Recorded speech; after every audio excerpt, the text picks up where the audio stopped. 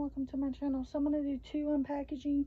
Pretty sure that these were from me, even though they do have my husband's name. I think they were ordered on Amazon because I don't have Amazon Prime anymore. Yeah. Yep. Alright, these were a size, they were ordered in a size large. Just to be able to make sure oversized, so this is what it looks like. Sorry for the ruffling. Alright, and let's see if they just, yeah, and it's a lot, it's a bit oversized, which I like that. So there is this print. Right, now I'm going to unbox the next one.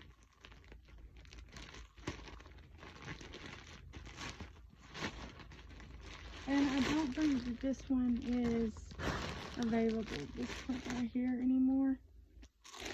Pretty sure that they don't have this print in stock right now.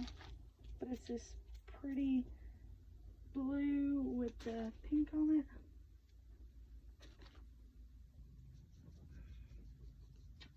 Oh, I love this. I love it. So pretty. So these were $8 and some change. $8.67, I think. Give or take. But I think that they are really cute, and I will be wearing those. I've got